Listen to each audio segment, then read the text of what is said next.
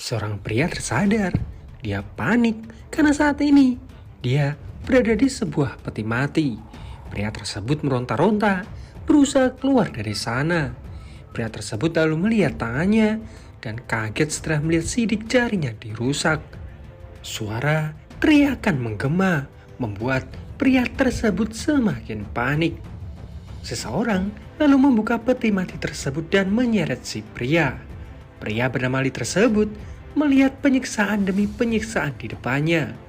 Orang-orang diperlakukan layaknya binatang. Tiba-tiba, seseorang memukulnya. Dan inilah Deadman 2024.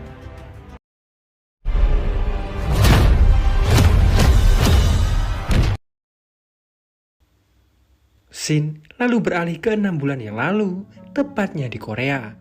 Lee yang saat itu bangkrut hanya bisa tidur di sebuah sauna.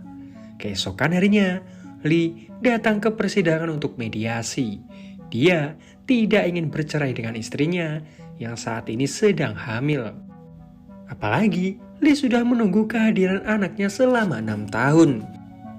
Si istri yang kesal tetap kekeh ingin bercerai. Hakim lalu membacakan alasan istrinya Lee ini bercerai. Karena sejak beberapa tahun yang lalu, Lee jadi korban investasi bodong. Kehidupan mereka jadi sangat sulit. Lee juga sudah berkali-kali mencoba memulai usaha, tapi tetap tidak berhasil. Tapi di sini, Lee langsung menjelaskan bahwa dia baru saja memulai sebuah startup investasi di Australia. Lee menjelaskan bahwa kali ini startup yang dia bangun pasti berhasil dan bisa menghidupi istri dan juga anaknya kelak. Scene lalu beralih ke beberapa hari yang lalu. Lee yang saat itu putus asa berniat untuk menjual ginjalnya. Tapi Lee yang takut jarum suntik mengurungkan niat tersebut. Laki-laki di hadapannya bilang jika Lee sangat membutuhkan uang, Lee bisa menjual namanya. Tanpa pikir panjang, Lee menyetujui kesepakatan tersebut. Dia diperkenalkan dengan seorang pria bernama Si-hun. Si-hun ini adalah seorang broker yang akan membantu Lee menjual namanya. Di sini Si-hun bilang, Lee akan mendapatkan $10.000 per bulan selama 6 bulan ke depan. Dia hanya perlu menjadi pemimpin boneka. Lee lalu pergi untuk membuat stempel namanya. Siang harinya, Lee bertemu dengan Moon-sik, orang yang saat itu langsung menunjuknya sebagai CEO perusahaan Spotex. Tapi perusahaan ini terlihat aneh. Tidak ada yang bekerja, seolah ini hanya perusahaan cangkang. Bahkan ada seorang pria aneh yang datang hampir setiap hari meminta sejumlah uang dan mengatasnamakan perusahaan. 4 bulan berlalu, Moon-sik tiba-tiba menghubungi Lee dan meminta Lee untuk segera pergi ke bandara. Di jalan, Lee merasa ada yang aneh. Kenapa dia harus bersembunyi? Tapi dia tidak mau ambil pusing karena kontraknya akan habis 2 bulan lagi. Baru saja sampai, Moon-sik langsung menghancurkan HP milik Lee. Moon-sik lalu memberikannya $20.000 dan meminta Lee untuk bersembunyi di Cina selama sebulan. Karena orang-orang dari kantor pajak sedang melakukan investigasi. Di Cina, Lee kaget saat melihat berita bahwa saat ini dia sedang jadi buronan. Lee diduga menggelapkan uang investor sebesar $84 juta. Lee yang panik mencoba untuk menghubungi Si-hun. Tapi Si-hun juga tidak tahu apa-apa karena saat ini dia juga sedang kabur. Tiba-tiba sebuah telepon berdering. Tapi ketika diangkat, tidak ada yang menjawab. 2 orang masuk dan langsung membius Lee.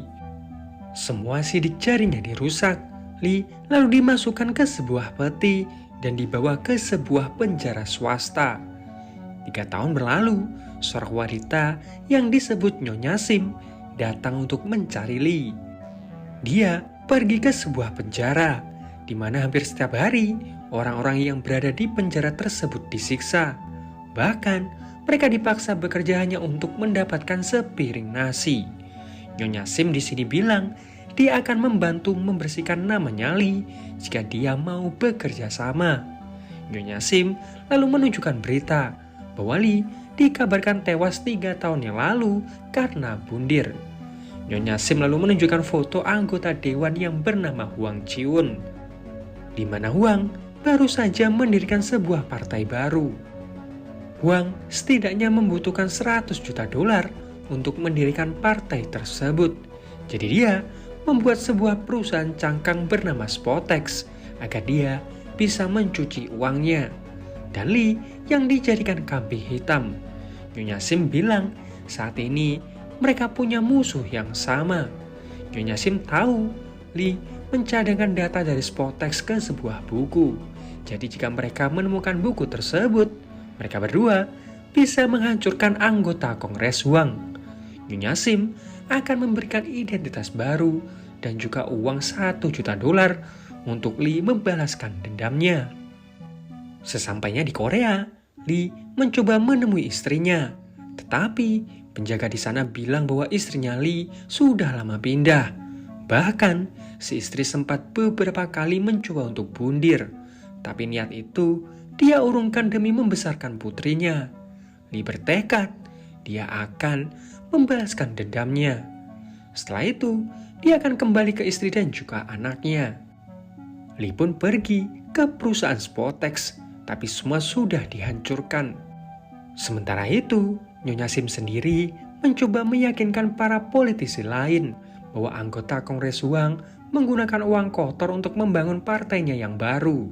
Dia yakin anggota Kongres Huang akan mencalonkan diri menjadi presiden. Di tempat berbeda, Lee menemui Si-hun. Si-hun masih tidak percaya bahwa Lee masih hidup. Lee pun menanyakan keberadaan Moon-sik, tapi Si-hun bilang bahwa Moon-sik sudah lama meninggal. Moon-sik ini sama dengan Lee, hanya dijadikan perantara dan pemimpin boneka. Moon-sik yang namanya dipakai perusahaan Spotex harus membayar pajak sebesar 2,7 juta dolar. Moon-sik yang tidak terima berusaha membakar gedung Spotex, tapi dia malah ikut terbakar. Lee di sini bilang dia ingin menemukan bandarnya. Lee sempat menemukan rekaman CCTV gedung Spotex. Dia lalu menunjukkannya ke Si-hun. Ternyata Si-hun mengenali wanita tersebut. Wanita itu adalah putrinya Moon-sik yang bernama Hae-jo. Si-hun bilang bahwa putrinya Moon-sik sampai saat ini terus berusaha membuktikan bahwa Lee masih hidup dan harus mendapatkan hukuman atas kematian ayahnya. Malam harinya, Lee menghubungi Hae-jo bermodal nomor yang dia dapatkan dari selebaran. Hae-jo di sini tidak mudah percaya karena dia sering mendapatkan telepon iseng. Lee lalu memberikan foto yang dia tinggalkan di bawah kotak surat. Hae-jo pun akhirnya percaya dan langsung pergi ke gedung Spotex. Melihat Lee di hadapannya, Hae-jo langsung melampiaskan amarahnya. Ketika dia mulai tenang, Lee mulai menceritakan semuanya. Hae-jo masih belum sepenuhnya percaya. Lee pun meminta buku besar yang diambil oleh Hae-jo. Setelahnya, dia akan menangkap pelakunya sendiri. Hae-jo menolak, dia ingin ikut melakukan balas dendam tersebut. Dia mengancam Lee dengan menelpon polisi. Lee yang tidak bisa menolak pun mengiyakan permintaan Hae-jo. Hae-jo lalu kembali pulang untuk mengambil buku tersebut. Tapi tiba-tiba dari belakang ada orang yang menyerangnya. Hae-jo mencoba melawan dengan menggigit tangan pria tersebut. Tapi sialnya, pria itu berhasil kabur. Hae-jo lalu menanyakan siapa saja orang yang tahu bahwa Hae-jo memiliki buku besar tersebut. Mereka lalu menemui Si-hun. Hae-jo yakin bahwa pelakunya adalah Si-hun karena dia menggigit tangan pelaku. Si-hun pun marah dan langsung menunjukkan bekas luka di tangannya. Lee lalu menanyakan siapa orang yang menghubungkannya dengan orang-orang dari Spotex. Si-hun bilang dia tidak tahu namanya, tapi orang tersebut dijuluki si kaki besar. Mereka bertemu di tempat barang bekas dulu, tempat di mana Lee bertemu dengan Si-hun. Mereka berdua lalu pergi. Nyonya Sim menanyakan keberadaan buku besar tersebut, tapi Lee bilang bahwa buku tersebut sudah dicuri. Nyonya Sim tidak peduli bagaimana caranya. Tapi Lee harus mendapatkan buku tersebut. Esok harinya, mereka berdua pergi ke tempat barang bekas. Di sana, mereka mendapatkan nomor si kaki besar. Kaki besar coba untuk dihubungi. Heijo mengaku mencari seseorang yang bisa dijadikan pemimpin boneka. Si kaki besar lalu datang. Lee menawarkan pinjaman yang cukup banyak. Dia membutuhkan bantuan si kaki besar untuk membersihkan namanya. Lee ingin tahu siapa bandarnya. Si kaki besar lalu cerita, dia tidak tahu detailnya. Tapi dia sempat mendengar rumor ada seseorang yang disebut Laundry Cho. Cho ini spesialis pencucian uang, di mana dia mengumpulkan beberapa agen-agen klub malam di Gangnam dan meminta mereka untuk membuka rekening saham dan memberikan masing-masing dari mereka $100.000. Setelah itu, Laundry Cho menghilang setelah melakukan penipuan saham.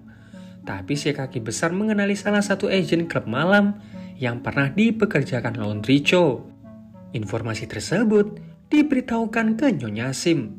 Nyonya Sim bersama dengan Heijo pergi menemui si agen yang bernama Choi. Choi berkelit bahwa dia tidak pernah lagi bertemu dengan Laundry Cho. Cuma karena Nyonya Sim memberikan kesepakatan yang menarik, akhirnya Choi membocorkan sebuah rahasia bahwa sebentar lagi akan ada sebuah pertemuan. Nah, Heijo akan menyamar sebagai wanita panggilan yang akan menemani Laundry Cho. Esok harinya, rencana dimulai. Choi mengantarkan Heijo untuk menemui Laundry Cho. Choi menyampaikan bahwa Heijo siap melakukan pekerjaan apapun asalkan dia mendapatkan uang.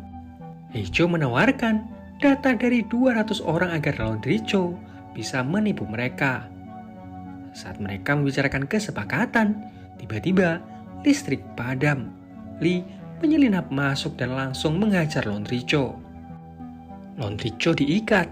Lee menanyakan siapa orang di balik Cho yang mengatur semuanya. Tapi Cho tetap tutup mulut bahkan ketika Lee mencoba untuk membunuhnya. Tiba-tiba, penjaga di luar mulai merasa curiga dan berusaha masuk. Heijo meminta Lee untuk segera pergi. Tapi di sini, Lee mendapatkan informasi bahwa Cho merupakan ketua asosiasi pendukung anggota Kongres Hwang. Lee meminta Cho untuk menyebutkan siapa bandarnya. Dia berjanji tidak akan mengekspos nama Cho di media. Cho hanya tertawa. Dia mengancam akan mengembalikan Lee ke penjara Cina lagi. Sebelum kabur, Lee memukul Cho sampai dia pingsan. Esok harinya, Lee menemui Nyonya Sim. Informasi yang saat ini Nyonya Sim dapatkan bahwa Cho mengambil alih Spotex di tahun 2006 dan selalu menggunakan pemimpin boneka untuk menjalankan Spotex. Dia sering melobi para politisi yang dia kenal di stadion baseball. Di waktu yang sama, publik mulai condong untuk mendukung Hwang sebagai presiden daripada Yeon capres saingannya. Yeon yang saat ini diwawancara membocorkan bahwa Hwang menggunakan dana kotor untuk membentuk partainya. Esok harinya, Cho menemui Hwang. Cho meminta Hwang untuk tetap tenang, meskipun Yeon mencoba menjatuhkan namanya dengan membahas soal dana tersebut. Dia tidak akan mampu, karena Cho sudah menghilangkan semua buktinya. Sementara itu, Nyonya Sim akan menjadikan Lee sebagai umpan untuk menjatuhkan Hwang. Dia lalu pergi menemui Hwang yang saat itu datang di acara peresmian partai barunya. Hwang mempertanyakan kenapa Nyonya Sim datang menemuinya, sementara dia sendiri pendukung Yeon. Nyonya Sim membahas bahwa dirinya lah yang menyarankan Hwang untuk terjun ke dunia politik. Jadi dia punya andil atas kemenangannya Hwang. Toh di dunia politik, semua orang harus fleksibel. Sebelum pergi, Nyonya Sim meminta untuk dipertemukan dengan Cho. Di saat Hwang melakukan pidatonya, Lee dan juga Heijo datang ke sana. Lee masih bingung kenapa Nyonya Sim memintanya untuk datang ke sana. Sementara di dalam, Nyonya Sim membuat kesepakatan. Bukankah Cho harus menghentikan Lee untuk tidak membuktikan tuduhan dana pembentukan partai barunya? Menangkap Lee, orang yang bertanggung jawab atas dana ilegal tersebut, apalagi di acara resmi seperti ini, akan membuat nama Huang semakin meroket. Nyonya Sim di sini bilang bahwa dia akan memihak ke Huang. Lee lalu dihubungi. Di sini, Lee masih bingung. Tiba-tiba, sebuah lampu menyorotnya. Orang-orang di sekitar sana mulai sadar bahwa orang yang ada di hadapannya adalah Lee. Orang-orang mencoba menghentikannya, tapi tiba-tiba seseorang memukul Lee sampai dia pingsan. Saat Lee sadar, dia sudah ada di tempat latihan baseball milik Si-hun dan terikat. Si-hun di sini babak belur dihajar oleh anak buahnya Cho. Di sini juga terungkap bahwa benar Si-hunlah orang yang mencuri buku tersebut. Dia sudah menganggap Lee seperti saudaranya sendiri. Jadi di saat itu, Si-hun sengaja mencuri buku tersebut agar Lee mengurungkan niatnya untuk mencari siapa bandarnya. Dia tahu jika Lee terus-terusan menguak kasus ini, maka nyawanya akan dalam bahaya. Si-hun berharap dengan memberikan buku tersebut ke Cho, maka nyawanya Lee mungkin bisa diampuni. Tapi ternyata Si-hun salah. Cho lalu memukuli Lee. Cho juga memberikan uang yang cukup banyak ke Si-hun agar dia mau membunuh Lee. Si-hun memungut uang-uang tersebut. Dia meminta maaf ke Lee. Silet yang ada di lidahnya dia berikan ke Lee. Sebuah gergaji besi diberikan ke Si-hun. Si-hun mulai mengamuk dan mencoba menyerang Cho. Tapi Si-hun malah kalah jumlah. Dia bisa dengan mudah dihentikan. Cho langsung merebut gergaji tersebut dan membunuh Si-hun. Tiba-tiba, sebuah bulldozer datang dan menabrak Cho serta anak buahnya. Nyonya Sim datang dan langsung mengambil buku tersebut.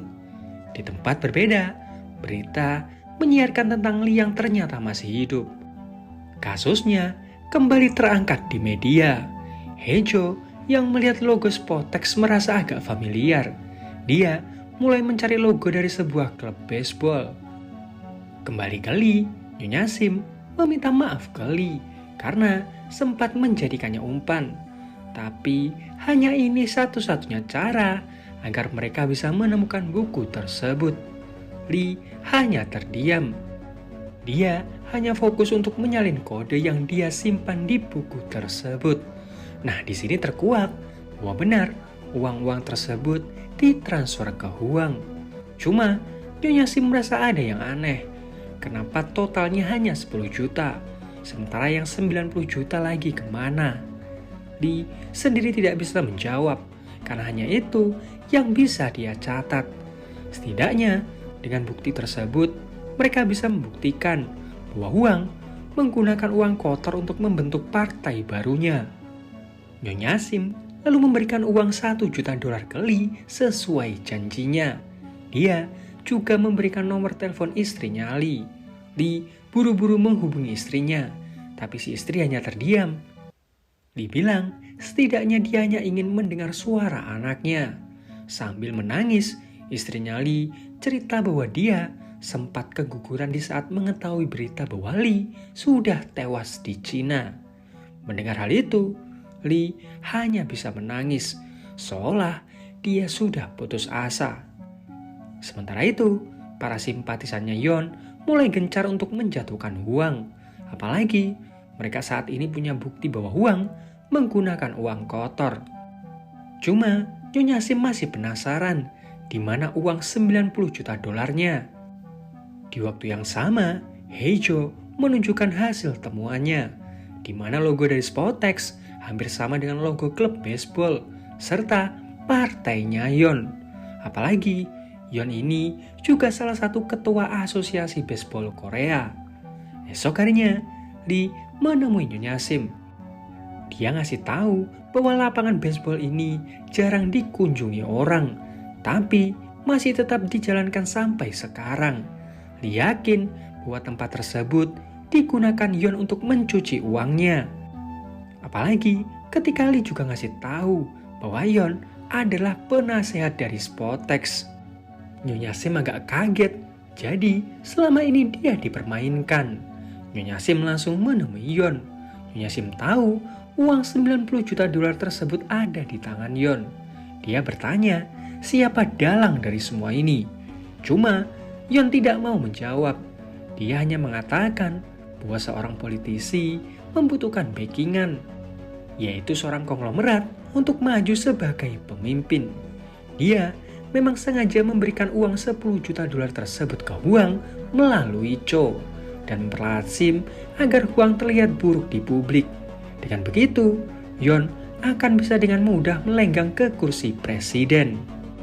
Sementara itu, Lee dan juga Hejo masih terus berusaha mencari dalang dari semua ini.